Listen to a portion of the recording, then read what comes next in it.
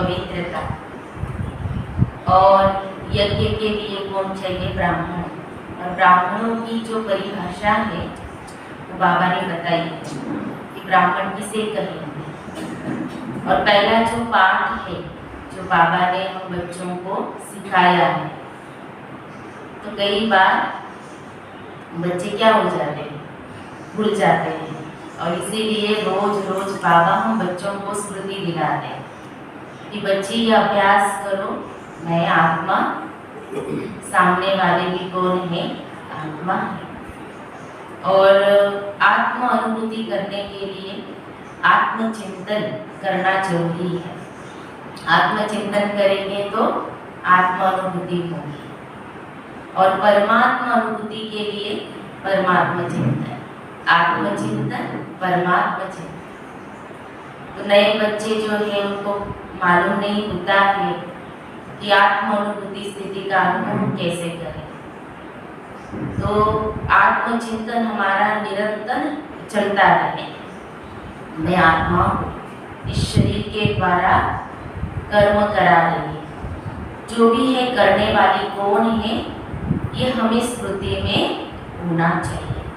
इसे बाबा ने कहा है आत्मा जब शरीर से निकल जाती है तो मुर्दा बन जाता है शरीर, कोई वैल्यू नहीं होती, ये पता है, लेकिन स्मृति में कितना होता है। और इसीलिए हमें रोज आत्मचिंतन बहुत जरूरी। अभी हमने सुना था 2-3 दिन पहले सुना, बाबा ने कहा कि बाबा को याद करना इसमें फायदा है, लेकिन बाबा की नॉलेज को याद करना इसमें बड़ा फायदा है।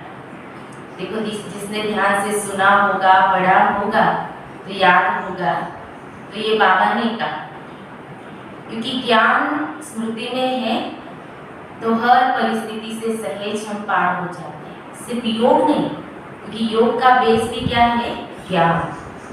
और इसीलिए अगर हम आत्म स्थिति में हैं वो भी योग है, क्योंकि पहले स्वयं की रक्षा, बाबा ने कहा तो स्वयं की रक्षा करेगा वो यज्ञ की रक्षा जरूर कर ही रहा है, करेगा नहीं, वो कर रहा है। तो आज की जो मुरली है पूरी धारणाओं भरी मुरली है। तो अभी हम सुनते हैं प्यारे बाबा के मधुर महावाक्य। आज बाबा कहते हैं, मीठे बच्चे, तुम्हारा प्यार आत्मा से होना चाहिए। चलते फिरते अभ्यास करो, मैं आत्मा हूँ। आत्मा से बात करता हूँ, मुझे कोई बुरा काम नहीं करना है। बाबा ने कहा, मीठे बच्चे, तुम्हारा प्यार आत्मा से होना चाहिए। चलते फिरते अभ्यास करो, मैं आत्मा हूँ। आत्मा से बात करता हूँ, मुझे कोई बुरा काम नहीं करना है। आज की मुरली में प्रश्न है, बाप द्वारा रचा हुआ यज्ञ जब तक चल रहा है तब तक ब्राह्मणों को बाप का कौन सा फरमान जरूर पालन करना है? बाप द्वारा रचा हुआ यज्ञ जब तक चल रहा है तब तक ब्राह्मणों को बाप का कौन सा फरमान जरूर पालन करना है? उत्तर है, बाप का फरमान है, बच्चे, जब तक यह रुद्र यज्ञ चल रहा है तब तक तुम्हें पवित्र जरूर रहना है। तुम ब्रह्मा के बच्चे, ब्रह्मा कुमार कुमारी कभी विकार में नहीं जा सकते। अगर कोई इस फरमान की अवज्ञा करते तो बहुत कड़े दंड के भागी बन जाते हैं।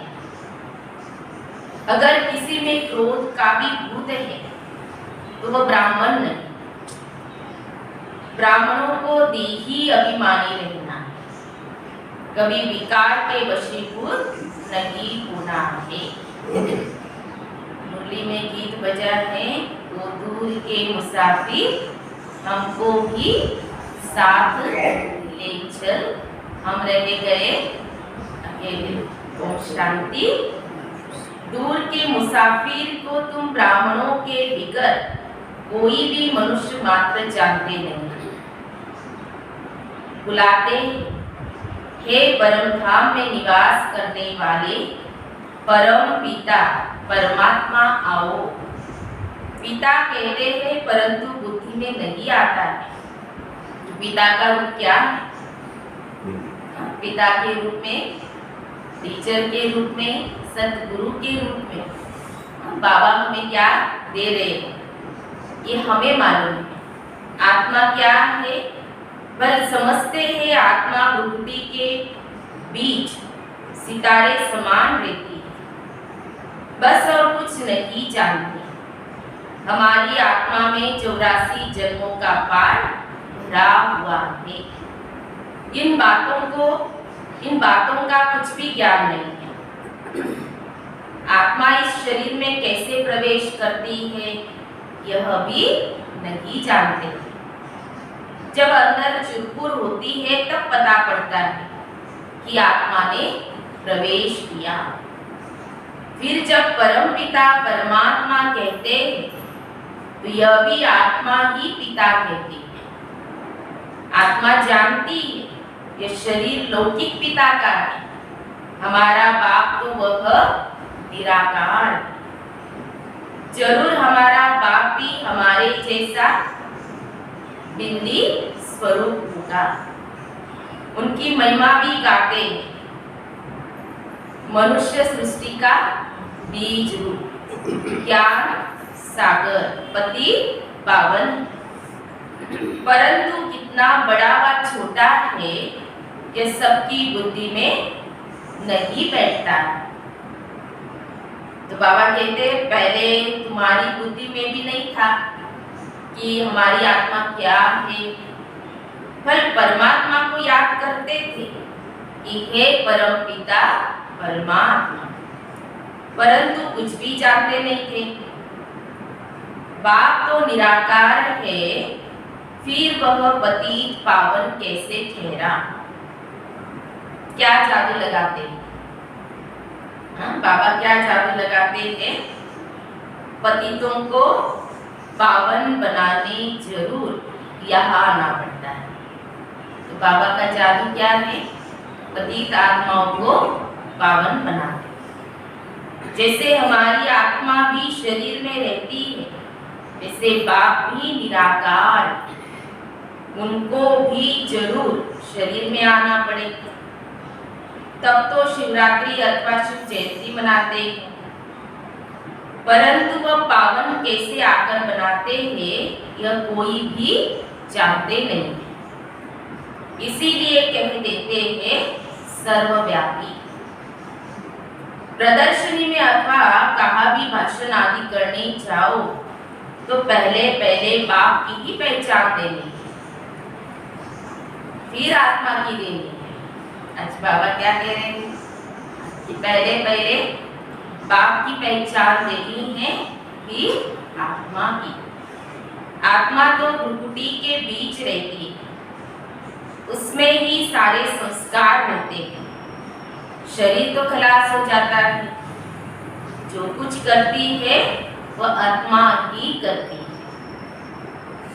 शरीर के ऑर्गन्स आत्मा के आधार पर ही चलते हैं। आत्मा रात को अशरीरी हो जाती है। आत्मा ही कहती है आज मैंने आराम बहुत अच्छा किया है, आज मुझे आराम नहीं आया है। कौन कहती है? ये सब आत्मा कहती है। मैं इस शरीर द्वारा यह धंधा करता हूँ कि तुम बच्चों को आदत पड़ जानी चाहिए। जब परिचय देते हैं तो कैसे देते हैं? ये कहते हैं ना मुझे आत्मा के शरीर का नाम क्या है ना? ये पक्का बाबा ने कराया। तो बाबा कहते हैं ये आदत भी पड़ जानी चाहिए। आत्मा ही सब कुछ करती है। आत्मा शरीर से निकल जाती है तो उनको मुर्दा कहा जाता है, कोई काम का नहीं रहता। आत्मा निकलने से शरीर में जैसे बास हो जाती है। शरीर को जाकर जलाते बाबा कैसे बता रहे आत्मा का पाठ पक्का हो जाए उसके। तो तुम्हारा आत्मा के साथ ही प्यार है। हमारा जो आत्मा शरीर से चली जाती है, रोते रहते हैं, तो रोते हैं तो बाबा कहते हैं प्यार किससे था? आत्मा से, है ना। तो तुम बच्चों को यह शुद्ध अभिमान होना चाहिए कि मैं आत्मा। शरीर को तो जला देते हैं, शरीर को कोई रखते नहीं है, चाहे कितना भी प्यार हो, अटैचमेंट हो, तुरंत उस बॉडी को क्या करते? निकालते हैं ना। इसलिए बाबा कहते हमारा प्यार किससे है? आत्मा से। पूरा आत्म अभिमानी बनना है। मेहनत सारी इसमें ही। मुझे आत्मा को इन ऑर्गन्स द्वारा कोई भी बुरा काम नहीं करना चाहिए, नहीं तो सजा खानी पड़ेगी। भोगना भी तब भोगी जाती है जब आत्मा को शरीर है। बिगर शरीर आत्मा दुख भोग न सके। तो पहले आत्मा अभिमानी, फिर परमात्मा अभिमानी बनना है। मैं परम पिता परमात्मा की संतान हूँ। एक ये नशा, ये भी अगर जब तक हम हैं तब तक ये स्मृति में रहा कि मैं किसकी संतान हूँ? परम पिता परमात्मा की संतान हूँ। तो क्या होगा?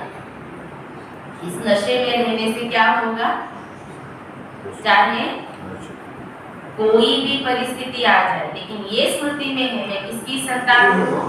परम पिता परमात्मा की संतान। कहते भी है कि परमात्मा ने हमको पैदा किया, वह रचयिता है, परंतु वह रचता कैसे है कोई भी नहीं जानते। तो बाबा कहते अभी तुम जानते हो कि परम पिता परमात्मा नई दुनिया की कैसे स्थापना करते हैं। पुरानी दुनिया में रहते हैं। देखो कैसी युक्ति है। उन्होंने तो प्रलय दिखा दी। कहते हैं पीपल के पत्ते पर एक बालक आया, फिर बालकी तो दिखाते नहीं, बालक को दिखाते हैं। तो बाबा कहते हैं इसको कहा जाता है अज्ञान। कहते हैं भगवान ने शास्त्र बनाए, व्यास भगवान तो हो न सके। भगवान शास्त्र बैठ लिखते हैं क्या? उनके लिए तो गाया हुआ है, वह सब शास्त्रों का सार समझाते हैं। बाकी इन वेद शास्त्र पढ़ने से कोई का कल्याण नहीं हो सकता। समझो ब्रह्म ज्ञानी है, समझते ब्रह्म में लीन हो जाएंगे। ब्रह्म तो महतत्व है, आत्माएं बाहर रहती है। यह न जानने कारण जो आता है सो बोलते रहते हैं, और मनुष्य भी सत सत करते रहते हैं। बहुत ही हटियो प्राणायाम आदि करते हैं। बाबा कहते तुम तो कर न सको। तुम नाजुक कन्याओं माताओं को क्या तकलीफ देंगे? बाबा कहते भक्ति मार्ग में कितनी तकलीफ है, और ज्ञान मार्ग क्या है? सहज है। इतनी छुट्टी दी है बाबा ने कि लेटे लेटे क्या करो? छह याद करो। पहले तो माताएं राज विद्या भी नहीं पढ़ती थी। राज विद्या माना लौकिक पढ़ना। थोड़ी सी भाषा सीखने के लिए स्कूल में भेजा जाता था। बाकी नौकरी तो करनी नहीं है। अभी तो माताओं को पढ़ना पड़ता है, समय के अनुसार चेंज होना पड़ता है। कमाई करने वाला न हो तो अपने पैरों पर खड़ी हो सके, भीख न लेनी पड़े। नहीं तो कायदे अनुसार बच्चियों को घर का काम सिखाया जाता है। अब तो बैरिस्टरी डॉक्टरी आदि सीखती रहती है। यहाँ तो तुमको और कुछ करना नहीं है, सिर्फ पहले पहले कोई को भी बाप का परिचय देना है। निराकार को तो सभी शिव बाबा कहते हैं, परंतु उनका रूप क्या है कोई भी जानते नहीं है। ब्रह्म तो तत्व है, जैसे यह आकाश कितना बड़ा है, अंत नहीं पा सकते। ऋषि मुनियों ने क्या कहा, परमात्मा का अंत नहीं पा सकते। नेति नेति शब्द उन्होंने कहा कि अंत नहीं पा सकते।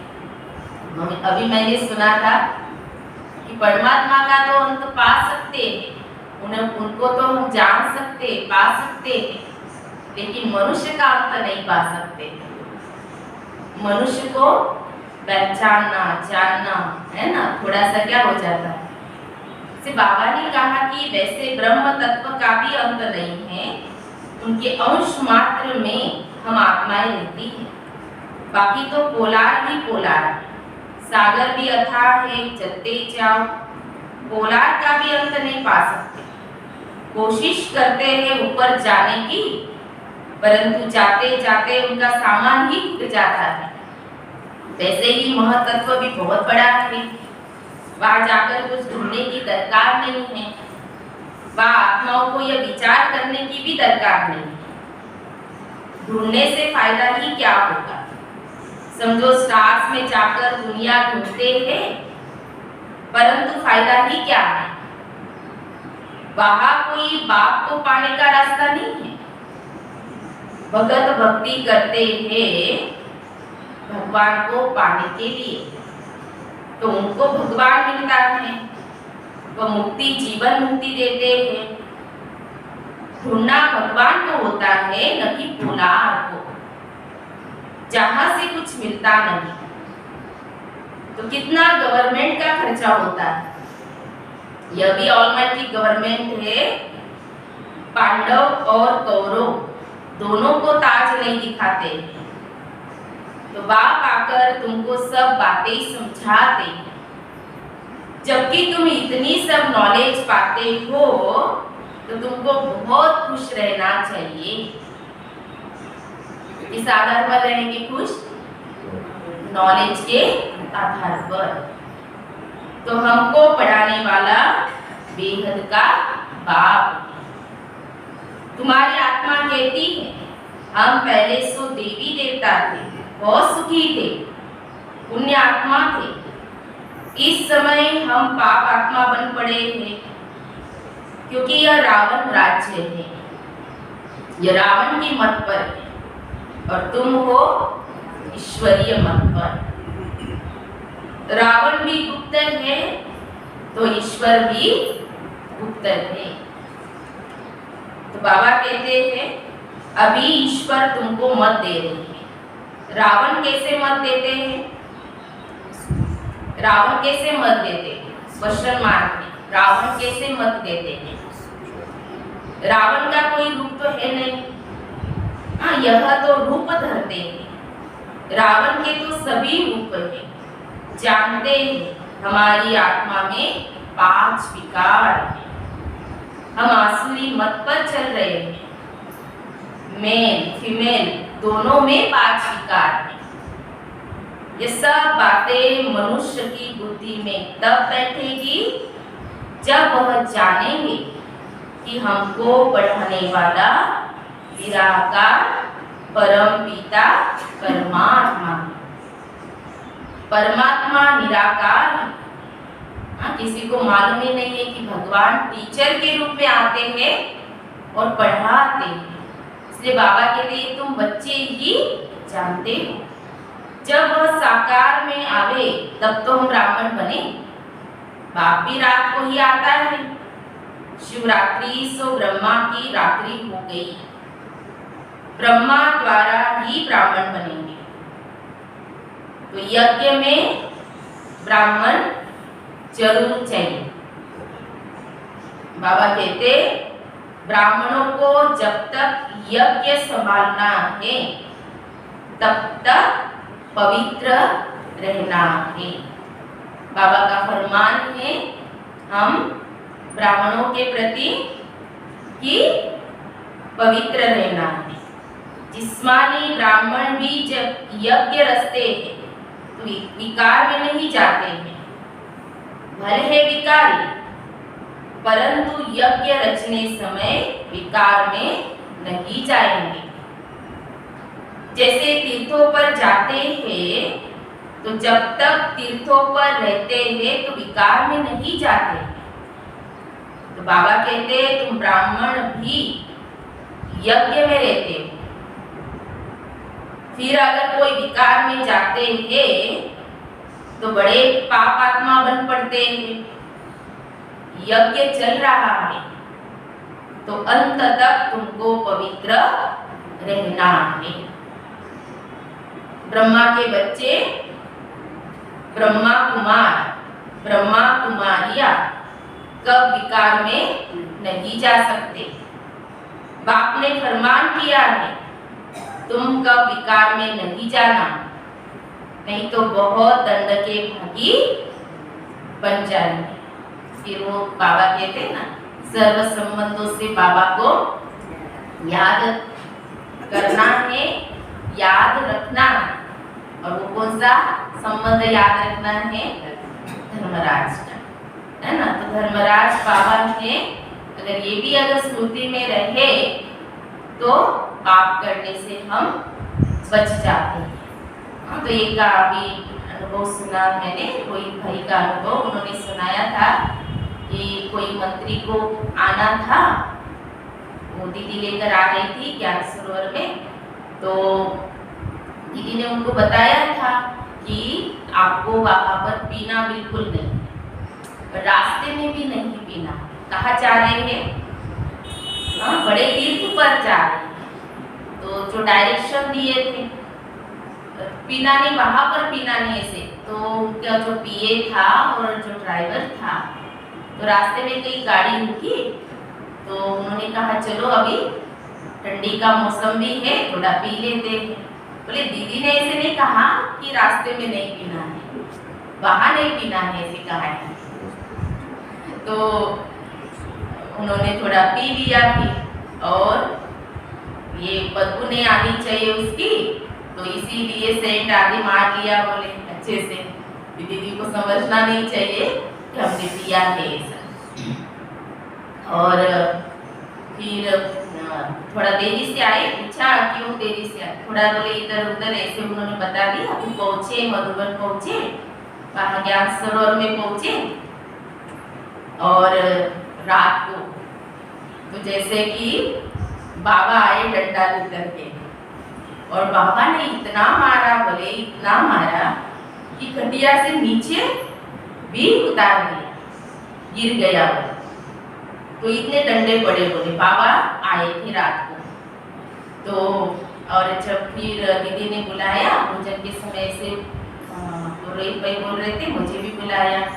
तो मंत्री जी अनुभव अपना बता रहे थे, बोले बहुत डंडा पड़ा, बोले आज रात को पिया था ना, इसीलिए बाबा आए थे रात को। तो सभी के चेहरे बोले सूजे हुए थे, क्योंकि बाबा ने डंडे मारे थे। तो सिर्फ मंत्री को नहीं, तो वो पीए भी बोलने लगा, मेरे पास भी आए थे बोले बाबा, और मुझे भी डंडे मिले और ड्राइवर को भी मिले। तो फिर उन्होंने सभा में कहा था कि जो भी हम पाप कर्म करते हैं कि बाबा हमें उसकी सजा देते ही है। बाबा माना क्या है? राइट हैंड कौन है? धर्मराज। बाबा तो नहीं देते हैं, लेकिन धर्मराज के द्वारा सजा मिल जाती है। तो कर्मों की गुह्य गति है कि जो भी हम कर रहे हैं तो उसकी सजा हमें मिलती है, किसी को हम दोष भी नहीं दे सकते। इसीलिए बाबा ने कहा नहीं तो बहुत दंड के भागी बन जाएंगे। विकार में गया तो सत्यानाश हुई, वो ब्रह्मा कुमार कुमारी नहीं। परंतु शूद्र मलेच्छ है, बाबा हमेशा पूछते हैं तुमने पवित्र रहने की प्रतिज्ञा की है? अगर बाप से प्रतिज्ञा कर ब्राह्मण बन फिर विकार में गए तो चंडाल का जन्म पाएंगे। यहाँ वेश्या जैसा गंदा जन्म कोई होता ही नहीं है, यह है ही वेश्यालय। दोनों एक दो को विष पिलाते हैं। बाबा कहते हैं माया बल कितने भी संकल्प लावे, परंतु नंगन नहीं होना है। कई तो जबरदस्ती भी नंगन करते हैं। बच्चियों को ताकत कम रहती है, पवित्रता के साथ चलन भी बहुत अच्छी चाहिए। अभी भी कई माताओं के ऊपर है ना, अकेली माता चलती है, पति नहीं चलता है, तो उनको बहुत सामना करना पड़ता है। चलन खराब है तो वह भी काम के नहीं। लौकिक माँ बाप में विकार है तो बच्चे भी माँ बाप से ही सीखते हैं। तुमको पाठों की बाप तो ये शिक्षा नहीं देते। बाप तो देही अभिमानी बनाते हैं, कभी क्रोध नहीं करना। उसी समय तुम ब्राह्मण नहीं, फिर उस समय बाबा के महावाक्य हमें याद आए। बाबा ने कौन सा टाइटल दिया? उस समय तुम ब्राह्मण नहीं चंडाल हो, क्योंकि क्रोध का भूत है। भूत मनुष्य को दुख देते हैं। बाप कहते हैं ब्राह्मण बनकर कोई शैतानी का काम नहीं करना। जब पता है सबको किसी के शरीर में विविध सोल प्रवेश हो जाती है तो सबको कितना तंग करती है, सब परेशान हो जाते हैं। इसलिए बाबा कहते हैं ना, भूत मनुष्य को क्या करते हैं? दुख देते हैं, चाहे 5 विकार हो या वो आत्मा हो। तो बाप कहते हैं ब्राह्मण बनकर कोई शैतानी का काम नहीं करना है। विकार में जाने से यज्ञ को तुम अपवित्र बनाते हो, इसमें बड़ी खबरदारी रखनी है। ब्राह्मण बनना कोई मासी का घर नहीं है। यज्ञ में कोई गंध नहीं करना है, संकल्प से भी नहीं, है ना। 5 विकारों में से कोई भी विकार न हो। ऐसे नहीं क्रोध किया तो हर्जा नहीं, जब भूत आया तो तुम ब्राह्मण नहीं। फिर बाबा के महावाक्य कानों में गूंजे हमारे कि बाबा ने क्या कहा। कोई कहे यह तो मंजिल बहुत ऊंची है, नहीं चल सकते हो तो जाकर गंदे बनो। इस ज्ञान में तो सदा पवित्र हर्षित रहना पड़े। पतित पावन बाप का बच्चा बनकर बाप को मदद देनी है। और सबसे बड़ी मदद कौन सी?